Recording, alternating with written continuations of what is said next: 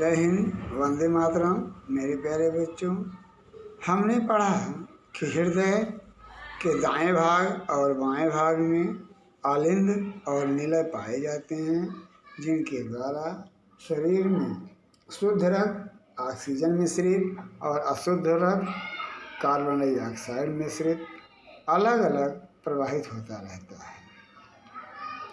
और इस रक्त को हृदय शरीर के संपूर्ण भागों में भेजता है। संपूर्ण भागों में भेजने की प्रक्रिया में हमारे हृदय को कुछ परिश्रम करना पड़ता है, और परिश्रम के फलस्वरूप जो स्पंदन करता है, जो पंपिंग करता है, उसको हम हृदय स्पंदन या हृदय गति कहते हैं। उस गति या पंपिंग के द्वारा पंप करने से ही हवा प्रेशर के जो खून है वो प्रेशर के द्वारा ही हमारे शरीर की पतली पतली धमनियों में प्रवाहित होता है। अगर पंप ना हो तो हृदय का रक्त, शुद्ध रक्त जो उन छोटी छोटी पतली पतली धमनियों में सुचारू रूप से प्रवाहित नहीं हो पाता, और इसी क्रम में शिराओं के द्वारा हमारे शरीर में अशुद्ध रक्त से अशुद्ध रक्त वापस हमारे हृदय में आता रहता है। और हमने पढ़ा है कि जो हमारे हृदय की भित्तियाँ होती हैं या सीमा रेखा होती है, वो पेशियों की बनी होती है, और ये पेशियाँ लयबद्ध रूप से संकुचित और विश्रांति की अवस्था को प्राप्त होती रहती हैं। यह इनकी गति अनैच्छिक पेशियों के द्वारा होती है। इन पेशियों पर मानव का कोई असर, मनुष्य की इच्छाओं का कोई असर नहीं होता है। हृदय का स्पंदन ही जीवन का हर क्षण होता रहता है।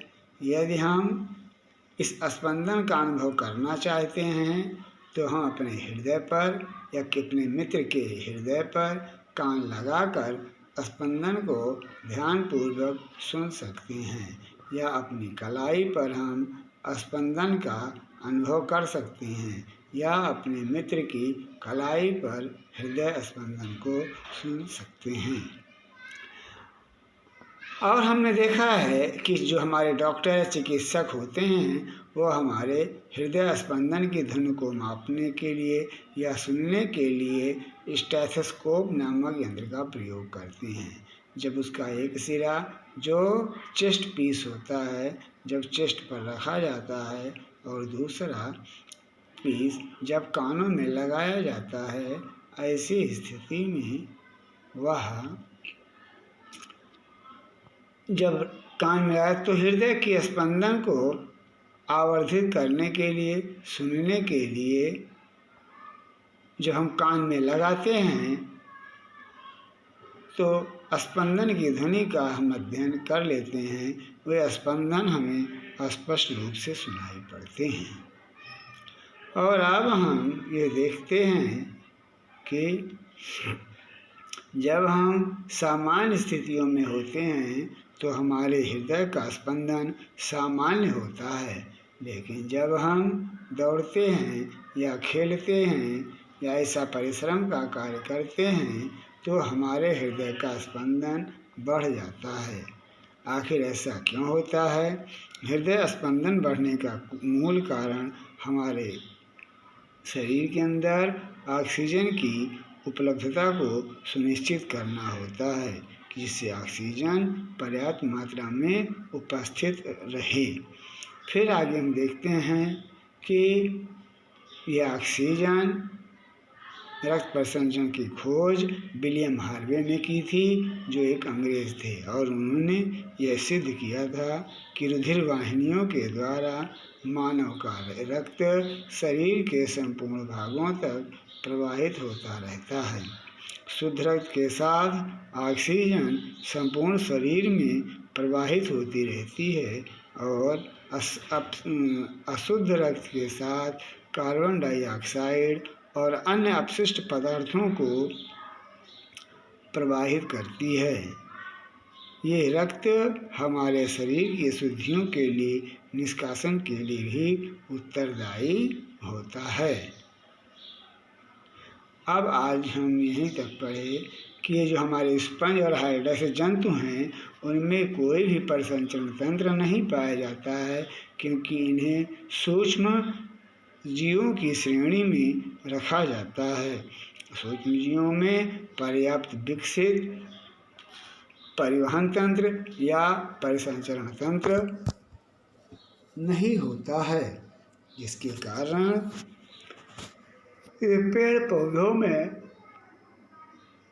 अस्पष्टता का संचरण नहीं पाया जाता, बल्कि भोज्य पदार्थों के परिसंचरण के लिए, भोज्य पदार्थों के प्रवाहन के लिए भी इन पेड़ पौधों में भी ऊतक और नलिकाएं पाई जाती हैं, जिनके द्वारा ये शरीर के एक भाग से दूसरे भाग तक भोजन का आदान प्रदान, भोजन तत्वों का आदान प्रदान करते हैं। तो प्यारे बच्चों, जब हम इस हृदय स्पंदन को पढ़ लिए तो अब आगे दे रहा है जिसे कि शरीर के द्वारा ये कार्बन डाइऑक्साइड और कुछ अन्य अपशिष्ट पदार्थ जो हमारे शरीर के द्वारा प्रसारित या निष्कासित किए जाते हैं उनके बारे में हम पढ़ेंगे। जैसे कि जब ईंधन जलाया जाता है उसमें कुछ न कुछ अपशिष्ट पदार्थ रह जाता है। कोयला जलाने पर भी अपशिष्ट पदार्थ रहता है, लकड़ी जलाने पर भी अपशिष्ट पदार्थ रहता है।